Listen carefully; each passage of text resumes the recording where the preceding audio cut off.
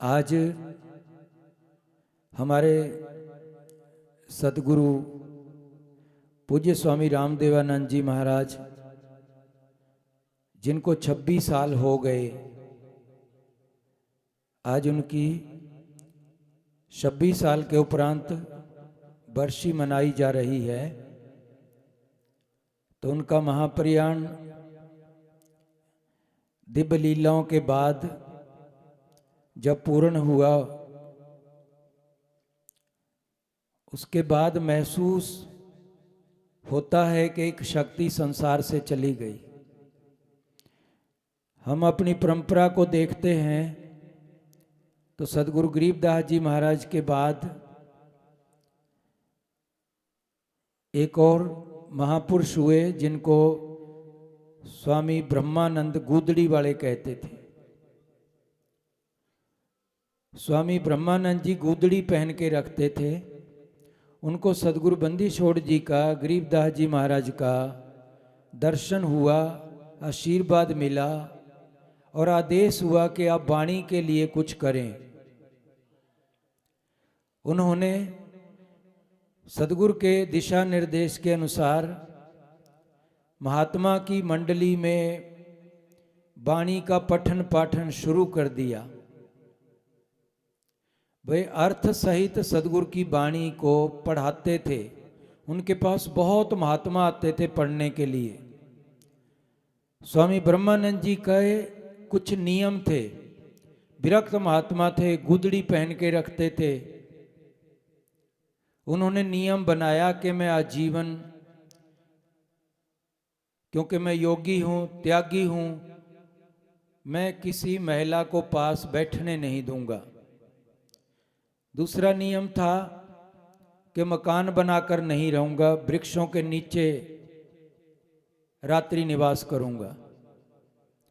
तीसरा, वस्त्र नहीं पहनूंगा, गुदड़ी पहन के रखूंगा, सिली हुई वस्त्र नहीं पहनूंगा।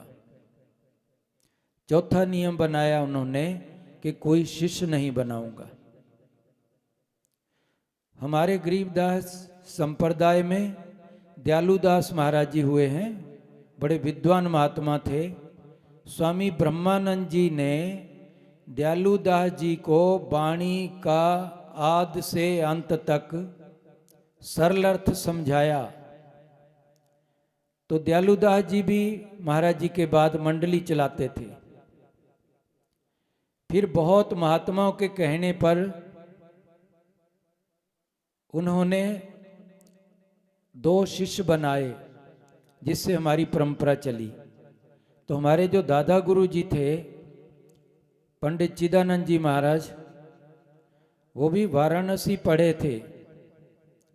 25 साल तक वाराणसी रहकर अध्ययन अध्यापन किया। उसके बाद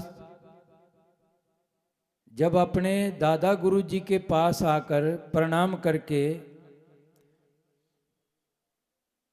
कहने लगे कि महाराज, मैं 25 साल तक काशी में पढ़कर वेद वेदांगों को, पूर्ण 6 दर्शनों को सब कुछ पढ़कर आ गया, मैं आपका आशीर्वाद चाहता हूँ। उन्होंने कहा कि आप विद्वान हैं, मैं इसलिए आपको पंडित कहता हूँ। पंडित आप विद्वान तो हो गए, पर सतगुरु का जो इष्ट का मंगलाचरण है, इसका पाठ जरूर किया करना। उन्होंने विद्या के अभिमान में आकर कह दिया कि 25 साल काशी पढ़ के भी गरीब नमो नमो किया तो क्या फायदा हुआ काशी पढ़ने का। बस उसी क्षण उनको कोढ़ हो गया था, क्यों वाणी का नादर हुआ। काफी समय तक इलाज करवाते रहे, लेकिन इलाज पूरा नहीं हो पाया। फिर काशी पढ़ने गए, आयुर्वेद शास्त्र का अध्ययन किया। फिर आकर कुछ दवाई बूटियों का इस्तेमाल किया।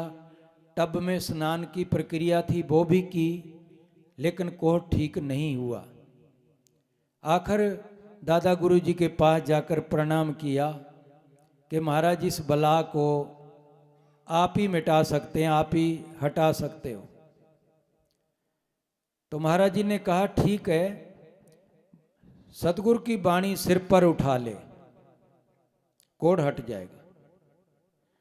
उन्होंने वाणी को सिर पर उठाने का मतलब जो कुछ जीवन में करना है सतगुरु की वाणी से करना है, सत्संग करना है, पाठ करना है, प्रचार करना है, ये सब जो कुछ करना है ये सतगुरु की वाणी से ही करना है। ये पांचवा वेद है सूक्ष्म वेद। तो सतगुरु जी ने दोहा बोलकर उनके दादा गुरु जी ने बताया कि सूक्ष्म वेद है पांचवा, ताको पढ़े न कोय, सूक्ष्म वेद संतों पढ़िया, आवागमन न होए। ये पांचवा वेद है, मतलब जो संतों ने साधना में बैठकर अनुभव किया, जो अनुभव वाणी है उसको पांचवा वेद कहते हैं। तब स्वीकार किया पंडित चिदानंद जी महाराज ने, सिर पर ग्रंथ साहब रखते, कहीं भी जाना है पैदल चलते, ग्रंथ साहब सिर पर रखकर ले जाते, वहाँ विराजमान करवाते और कथा करते थे। बहुत सुंदर कथा करते, क्योंकि इतने साल काशी पढ़कर वाणी भी बहुत मीठी थी, आयुर्वेदिक का भी ज्ञान था। लेकिन फिर धीरे धीरे वो हमारे गुरु जी 52 साल झाड़ियों में रहे, पूज्य स्वामी रामदेवानंद जी। गुरु जी बताते थे कि जब कहीं भी जंगलों में रोटी खाने को नहीं मिलती थी, एक भूरी वालों का क्षेत्र था जिसमें 4 रोटी मिलती थी, 4 सिर्फ फुलके मिलते थे, दाल वगैरह कुछ नहीं मिलता था। एक दफा मांग कर ले जाते, एक रोटी जानवरों को डालकर 3 रोटी खा लेते, सारा दिन उसी आहार में रहते थे, भजन करते झाड़ियों में, जंगलों में।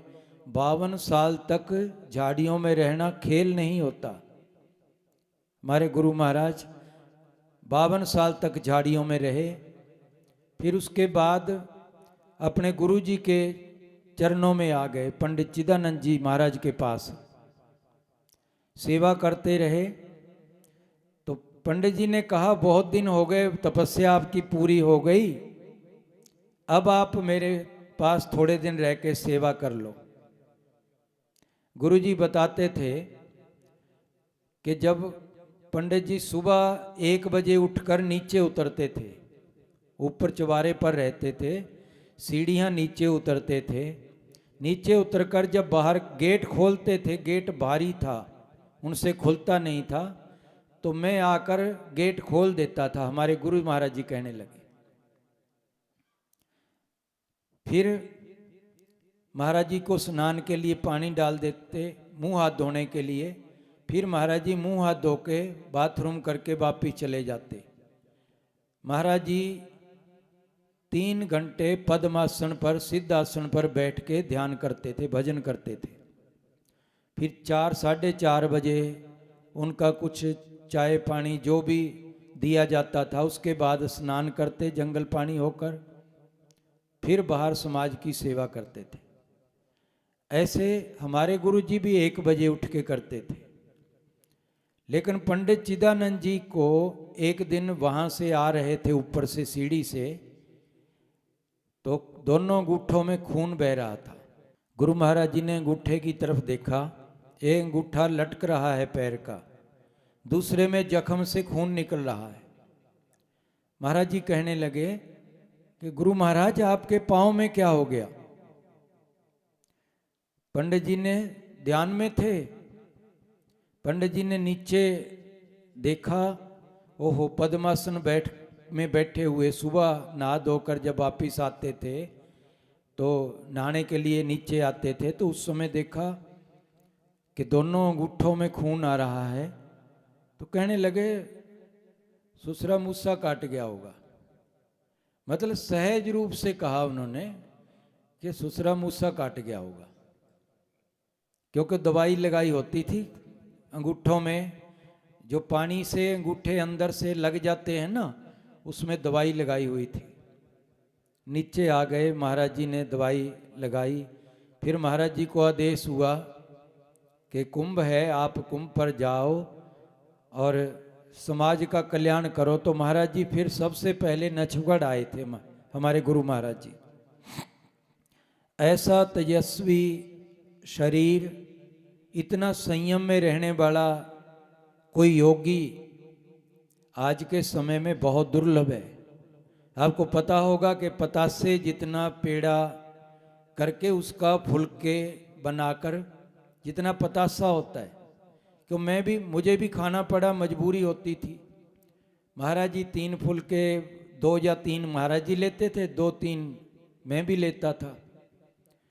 लेकिन आदत पड़ गई, मुझे भी कुछ दिन तो रहा कि भूखा उठना पड़ता था। एक छोटी सी कटोरी में चने का पानी, छोटी सी कटोरी में दही, छोटी सी कटोरी में सब्जी, ऐसे 2 फुलके, और सारा जीवन। एक दफ़ा डॉक्टर ने मना कर दिया तो सारा जीवन फल नहीं खाया। इतने संयमी व्यक्ति थे। मतलब आज उनकी बातों को, उनके जीवन दर्शन को याद करके बहुत कुछ महसूस होता है कि ऐसे योगी इस कलयुग में भी, इतने बड़े योगी महापुरुष होके चले गए। तो उनका जीवन बहुत कुछ सीखने को मिला। महाराज जी रात को सबको उठा देते थे।